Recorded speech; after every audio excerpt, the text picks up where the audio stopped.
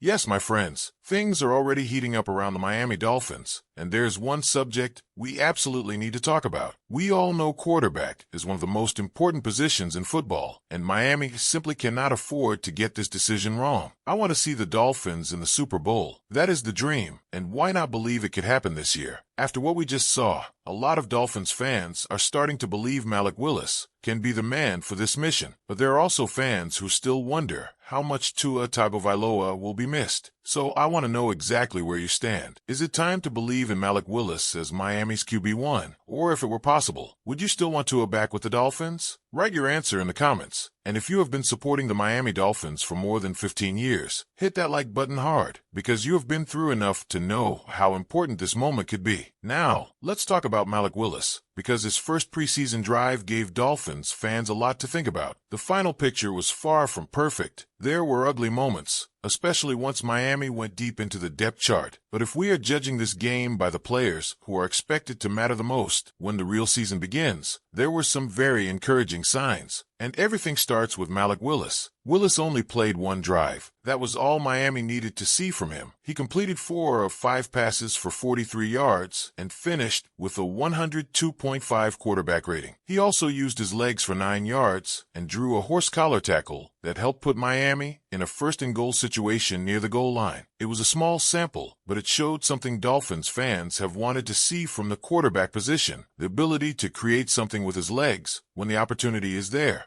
More importantly, Willis looked comfortable. There was no panic. There was no feeling that he was trying to force the offense to work. He seemed to know where he wanted to go with the football, and when the throw was available, the ball arrived accurately. His arm strength was easy to notice, but what stood out just as much was how under control he looked. His only incompletion really was not a bad throw at all. On a play-action call, rookie wide receiver Caleb Douglas found open space between defenders.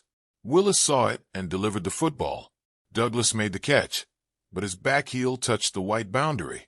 It was one of those little rookie moments where awareness of exactly where you are on the field makes the difference between a completion and an incompletion. But remember that play, because Douglas did not allow that mistake to define his drive. A couple of plays later, Miami faced 3rd and 5. This was the kind of situation you want to watch closely in preseason, because the offense has to make a play to keep the drive alive. Douglas had a defender all over him. A flag came out for defensive pass interference, but Douglas did not need the flag to make the moment impressive. He made the catch anyway. Douglas got one hand on the football, controlled it into his body, and came down with the 28-yard reception to move the chains. For a rookie trying to prove he belongs with the first-team offense, that is exactly the response you want after making a mistake only a few plays earlier. And there may have been an even bigger message hidden in how Miami used him. Douglas only played that opening series. Think about what that suggests. Jalen Tolbert, who started at the X-receiver spot on Miami's opening drive, appeared again later in the game. Douglas, meanwhile, was essentially treated like one of the players Miami had already seen enough from. For a third-round rookie, that is significant. Based strictly on what Miami showed in this game, Douglas is clearly earning an important place in this offense. The connection between him and Willis is also becoming something Dolphins fans should watch very closely. Willis trusted him on an important 3rd down, and Douglas rewarded that trust with arguably one of the best defensive plays of the game. That opening drive was not only about Willis and Douglas either. Devon Achane reminded everybody what he can do. Achane finished his only drive with 39 rushing yards and a touchdown, and Miami's offensive line deserves a lot of credit for making his job easier. There were moments when Achane was getting 4 or 5 yards downfield before Washington could even get a clean touch on him. Patrick Paul, Kane Proctor, Aaron Brewer, Jonas Savainia, and Austin Jackson were moving defenders. That is exactly what Dolphins fans needed to see. There had been concern coming out of the joint practice with Washington because Miami's offensive line reportedly had some difficult moments. A joint practice does not tell the entire story, especially without normal live tackling, but it was still something worth watching when the teams met in an actual preseason game. Miami answered that concern in the running game. Is still what you want your first-team offense to do. If your starters are on the field against a defense that is not playing all of its best players, you are supposed to take control.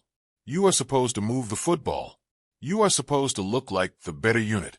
Miami did exactly that. The Dolphins went 94 yards for a touchdown without facing much resistance. That is probably the biggest positive from the entire game. The first-team offense did not simply survive its preseason debut. It controlled the drive from beginning to end. The play calling deserves some credit as well. Bobby Slowick gave Willis some simple opportunities early and allowed his quarterback to settle into the game. The first play was a quick throw to Malik Washington. Then Miami brought a chain into the action.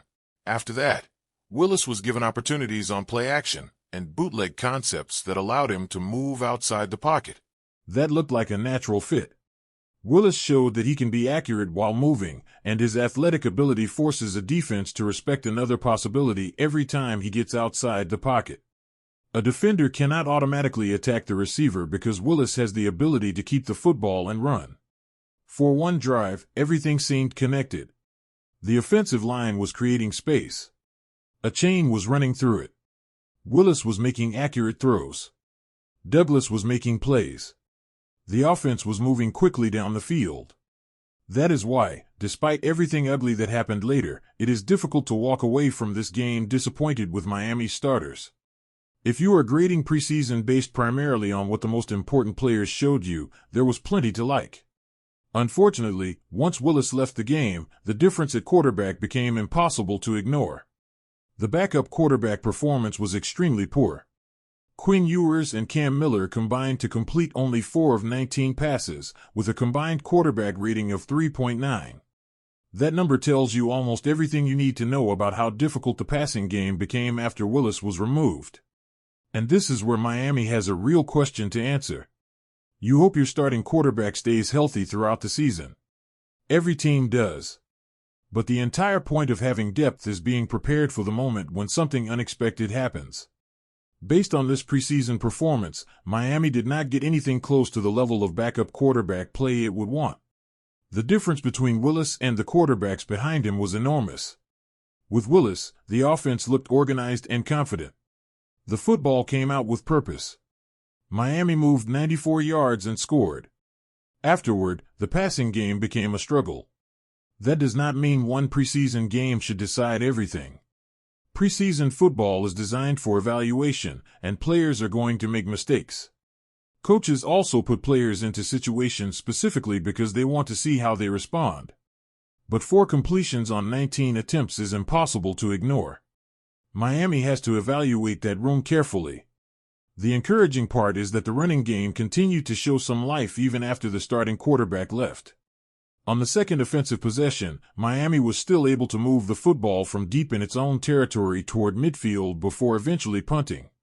Jalen Wright found some useful yardage, and the offensive line continued opening space. By then, Miami had started changing personnel.